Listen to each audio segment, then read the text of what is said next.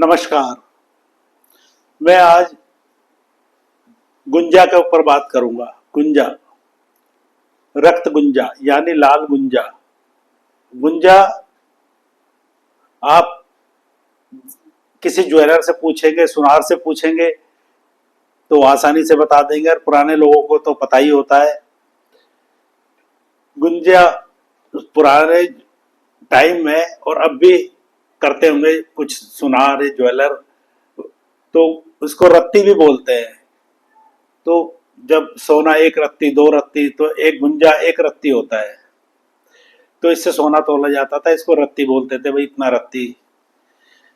तो मैं आज लाल गुंजा के ऊपर बात करेंगे। लाल गुंजा के ऊपर एक ब्लैक डॉट होता है, ब्लैक बिंदु होता है, काला बिंदु। सफेद गुंजा के ऊपर भी काला बिंदु होता है। तो यहाँ पे हम लाल गुंजा लेंगे, और लाल गुंजा बहुत काम की चीज है, बहुत ही ज्यादा काम की चीज है। और इसका जो मैं प्रयोग बता रहा हूँ, इसको कोई भी कर सकता है और लाभ उठा सकता है, और इसका लाभ आपको 100% मिलेगा ही मिलेगा। इसमें कोई ज्यादा मंत्र की जरूरत नहीं है, कोई खतरनाक जगह पे जाने की जरूरत नहीं है, कुछ साधना के लिए कुछ ऐसा भी नहीं है कि जो खतरा हो जाए इसकी साधना के लिए। बस एक विधि विधान से इसको लाया जाए तो इसका लाभ उठाया जा सकता है। इसका लाभ अच्छे कामों के लिए उठाना चाहिए, वैसे बुरे कामों के लिए नहीं उठाना चाहिए इसका लाभ। ये सारी चीजें जो है, अब इसको तंत्र विद्या में आती है सारी चीजें। तंत्र विद्या हो, मंत्र विद्या हो, यंत्र विद्या हो, तो तंत्र विद्या के जो असल में रचयिता जो है भगवान शिव है। भगवान शिव, तो भगवान शिव से एक बार माता पार्वती ने पूछा था। आप पुरानी किताबें पढ़ के देखोगे तंत्र की, तो उनमें ये विवरण है कि माता पार्वती ने भगवान शिव से पूछा कि हे देव, कलयुग में पुत्र जो है पिता का कहना नहीं मानेगा, पत्नी जो है अपने पति का कहना नहीं मानेंगी, मित्र दूसरे मित्र को धोखा देगा, कोई किसी की जमीन हड़पेगा, धन हड़पेगा, और गरीब को यानी कि निर्बल को बलवान सताएगा, और अकारण ही उसकी जान का दुश्मन बनेगा, शत्रु बनेगा। तो इनका बचाने के लिए, इनसे बचने के लिए आप मुझे कोई ऐसा बताएं जो कलयुग में इस तरह से लोग परेशान ना हो। जो कोई इस तरह से परेशान हो तो कैसे उसका समाधान हो सके। तो इस पर जो है भगवान शिव ने माता पार्वती पे प्रसन्न होकर के तंत्र शास्त्र की रचना करी। अब यहाँ पे लोग जो है इन चीजों का गलत प्रयोग कर बैठते हैं। जैसे भगवान शिव ने कहा, भाई कोई किसी को जान से मारने की कोशिश करता है, जान से मार रहा है, तो उस पर मारण प्रयोग कर सकते हैं, उसमें पाप नहीं लगेगा, क्योंकि जान अपने प्राणों की रक्षा तो हर किसी को करनी है, तो उस पर मारण प्रयोग कर सकते हैं। लेकिन यही मारण प्रयोग आप बिना कारण किसी व्यक्ति पे करते हैं तो वो पाप है। अब जैसे किसी की स्त्री कहना नहीं मान रही, तो उसके लिए वशीकरण कर सकते हैं कि भाई वो अपना पति का कहना माने खुद का, उसमें पाप नहीं है। अगर आपने किसी दूसरी की स्त्री का वशीकरण किया तो वो पाप में गिना जाएगा। तो यहाँ लोग इसका दुरुपयोग कर देते हैं।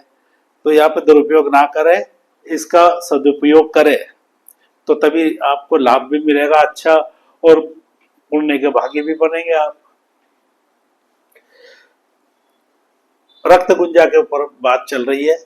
तो रक्त गुंजा बरसात के मौसम में तो अपने आप ही हो जाती है, क्योंकि बरसात में पानी पेड़ पौधों को प्राकृतिक मिल ही जाता है, और इसकी बेल होती है वो चलती है, और उसमें फली जो लगती है, तो उस फली के अंदर वो दाने लगते हैं लाल लाल, उसमें डॉट होता है, काला बिंदु होता है उसका, तो उसको रक्त गुंजा कहते हैं। इसको नक्षत्र तिथि समय के अनुसार लाना पड़ता है, जब भी काम करती है। और मैंने आपको पहले वीडियो बताया है कि जब भी आप कोई जड़ी बूटी लेने जाते हैं किसी भी प्रकार की, तो उसको खोदने के लिए किसी लोहे के औजार इसका इस्तेमाल ना करें। धातु का खोदने के लिए लकड़ी ही लेके जाए, क्योंकि लकड़ी उसके टच होगी तो वो भी एक प्रकार से लकड़ी ही है, तो उसका दोष नहीं लगेगा और वो काम भी करेगी। तो जैसे इसमें लिख रहा है, मेरे पास है लिखा हुआ, मैं जैसे है वैसे ही आपको बता रहा हूँ और आप इसका लाभ उठाइए। वीडियो को बीच में स्किप मत कीजिए, स्किप मत करना, वीडियो को पूरा देखना, तभी आपके समझ में आएगा।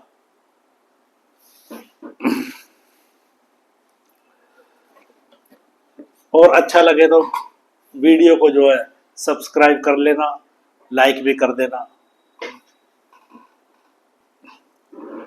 सबसे पहले तो कि आप किसी भी जड़ी बूटी को लेने जाते हैं तो पंचांग जब उसका लाते हैं तो पंचांग में जो है उसका जो है फूल, फल, तना, जड़, पत्ते, ये पांचों चीज मिलकर पंचांग बनता है पूरा का पूरा। कोई भी पौधा हो या पेड़ हो, पंचांग इसको बोलते हैं।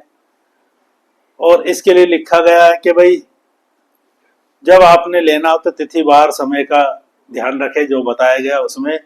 और जब आप पहले तो ये देखिए आए कि एकांत में ये रक्त गुंजा उग रही है, जहां पर उग रही है वहां पे एकांत में देख आए कि वहां पे आप जब करने जाए तो किसी की रोका टोकी ना हो, कोई टोके ना। तो इसके लिए जब जाएंगे तो नक्षत्र हैं वो बीच में मैं आपको आगे बताऊंगा किस नक्षत्र में लानी है, लेकिन कुछ बातें जो अभी समझ लो आप कि शाम के समय इसको नोता जाएगा। जैसे नक्षत्र में लानी है तो उससे एक दिन पहले शाम के समय उसको नोता जाएगा। और नोतने के लिए थोड़े से चावल ले ले आप, पुष्प ले ले, चंदन ले ले, नैवेद्य ले ले, एक दीपक ले जाए घी का, तो वहां दीपक जला करके और चंदन या रोली ले लें, रोली का टीका लगा दें, चावल चढ़ा दें, नैवेद्य यानी कि पताशे ले लें और फूल चढ़ा दें। ये सब चढ़ाने के बाद उसके जो है मोली बांध दे। आप मोली बांधते समय आपने प्रार्थना करनी है, ये मंत्र बोलना है, मम कार्य सिद्धिम कुरु कुरु स्वाहा, मम कार्य सिद्धिम कुरु कुरु स्वाहा। आप ये मंत्र बोलिए और हाथ जोड़ करके आ जाइए कि मैं आपको कल लेने आऊँगा, तो आप मेरे साथ चलिए और जो मैं काम के लेके जा रहा हूँ, काम के लिए लेके जा रहा हूँ, उस काम को पूर्ण करिए। बस इतना कह करके आप अपने घर आ जाइए। लेकिन ये सब काम करने से पहले आपको नहा धो के जाना पड़ेगा, स्वच्छ कपड़े पहन करके जाना पड़ेगा। फिर सूर्य उदय से पहले नक्षत्र लाने का जो है मैं बताऊंगा, मैं फिर बोल रहा हूँ, सूर्य उदय से पहले, जब सूर्य ना निकले, सूर्य निकलने से पहले पहले लाना है इसको। और जब लाओगे तो कोई लकड़ी लेके जाना है, लकड़ी से ही उसको खोदना है। लकड़ी से कोई दोष नहीं लगता, टच हो जाती है तो उसके, लेकिन अगर कोई धातु की चीज आपने उससे खोदा, लोहे से या किसी चीज से और धातु से, और उसके टच हो गए तो फिर वो काम नहीं करेगी, ये ध्यान रखना। और उसको लेते समय आपने इस मंत्र को बोलना है, ओम ह्रीम शौम फट, ओम ह्रीम शौम फट। इस मंत्र को बोले और इसको लेना है जो आप ले सकते हैं, या तो पूरा का पूरा पंचांग पूरी की पूरी है वो आप इसको उखाड़ के घर ले आए तो सबसे बढ़िया, जड़ सहित। और जड़ सहित ला करके घर पे ला करके इसको जो है पहले जल से स्नान कराइए, शुद्ध जल से, और फिर पंचामृत से स्नान कराइए। पंचामृत से स्नान कराने के बाद इसके टीका निकालिए। टीका निकालने के बाद धूप बत्ती वगैरह वो जलाइए, इसके लगाइए और दीपक जलाइए कुछ। फिर घर जब नैवेद्य भी चढ़ा दीजिए, चावल चढ़ा दीजिए फिर दोबारा से इसके ला करके। और लाने के बाद फिर 21 बार इसी मंत्र को पढ़ना है आपने 21 बार केवल। ओम ह्रीम सोम फट, ओम ह्रीम सोम फट, ये 21 बार पढ़ना है। बस इतना कार्य करना है। अब इसको प्रयोग में कैसे लाएंगे ये मैं आपको बता देता हूँ। ये विभिन्न कार्यों में काम करेगी ये। अब लाना है इसको किस नक्षत्र में, किस दिन, इसके कई हैं, एक नहीं है, तो आपको जो अच्छा लगे उसमें लाइए आप। पुष्य हो आदित्य को लीजिए यह मूल। पुष्य नक्षत्र रविवार का हो तो उस दिन इसका मूल ले सकते हैं, या इसको पूरे को पूरे को ले सकते हैं। शुक्रवार की रोहिणी नक्षत्र में होए तो तब भी ले सकते हैं। कृष्ण पक्ष की अष्टमी, यानी कि जब अंधेरा पक्ष होता है, जब चंद्रमा घटता है उसको कृष्ण पक्ष कहते हैं। कृष्ण पक्ष की अष्टमी, और उस दिन हस्त नक्षत्र होना चाहिए, तब ले सकते हैं। और 14 में स्वाति नक्षत्र हो, या पूनू में अभिलाषा नक्षत्र हो, तब ले सकते हैं इसको। अर्ध निशा कारज करे मन की संज्ञा खोए, आधी रात को ये काम करना है आपने, मतलब सूर्य निकलने से पहले लेना है ये, रात को ही जाए लेने के लिए। जैसे 12 बजे के समय हो गया, वो अर्धरात्रि का होता है। इन कामों के लिए यही है सर्वोत्तम। तो धूप दीप कर लीजिए धरे दूध से धोए। अब मैंने पंचामृत बताया है, लेकिन जब आप लाओगे तो इससे दूध से भी धो सकते हो इसको। जो कहा नर नारी को, अब इसकी विद्या बता रही है। जो काहू नर नारी को विष कोई को होए, विष उतरे सब तुरंत जड़ी पिलावे धोए। यानी कि कोई आदमी है या कोई औरत है, कैसा ही उस पर जहर चढ़ गया हो, सांप का, बिच्छू का, या उसने जहर पी लिया हो, तो इस जड़ी को पानी में पीस करके पिलाने से तुरंत ही जहर उतर जाता है। जो तिलक लगावे भाल पर, जो तिलक लगावे भाल पर, सभा मध्य नर जाए, मान मिले स्तुति करे, सब ही पूजे पाए। यानी कि इसकी जड़ को घिस करके एक सभा में जा सकते हैं आप, सभा में, पंचायत में जाओ, या कोई अदालत में जाना है, झगड़ा है, मुकदमा चल रहा है, उसको भी सभा कह देते हैं, और उसमें भी ये काम करेगा। तो इसकी जड़ को पानी में घिस करके और तिलक लगा करके आप चले जाइए। जहां आप कहीं किसी से भी मिलोगे वो आपको प्रणाम करेगा, आपसे अच्छे से मिलेगा, आपका कहना भी मानेगा। जहां इकट्ठे लोग आप जाइए, आपकी सब जय जयकार करेंगे, आपकी कोई बात काट ही नहीं सकता। आप जो कहेंगे वो करने को तैयार हो जाएंगे वो लोग, और आपके हक में ही बात होगी।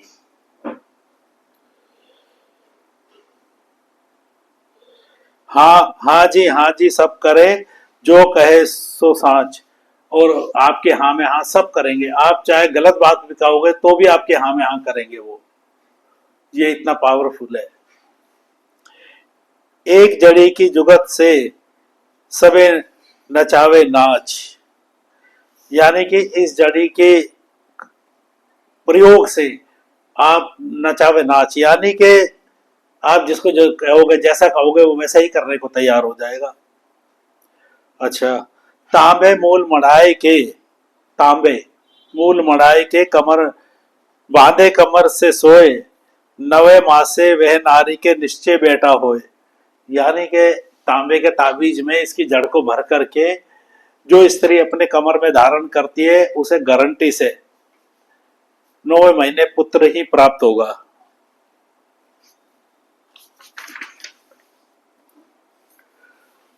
ऋतुवती के रक्त से अंजन आंजे कोए। ऋतुवती स्त्री के रक्त से इसमें जड़ को घिस करके जो आंखों में कोई लगाएगा तो देखत भाजे सेन सब महाभयानक होए।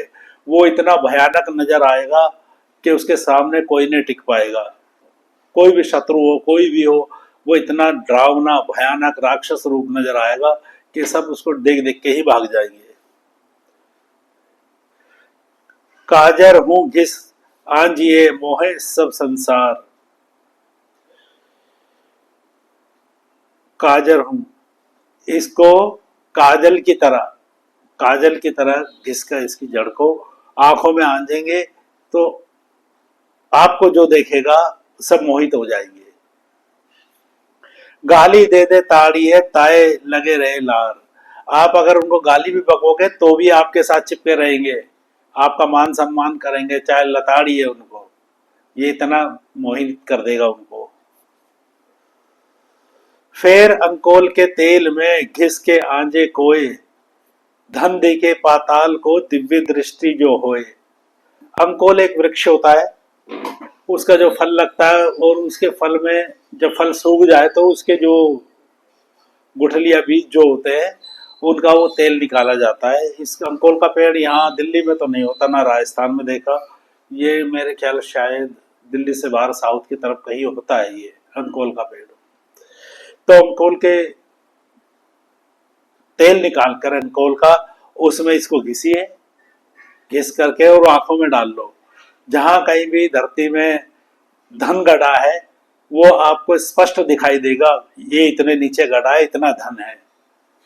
अगर धन हुआ तो अवश्य दिखेगा, ये बात बिल्कुल सच निकलेगी।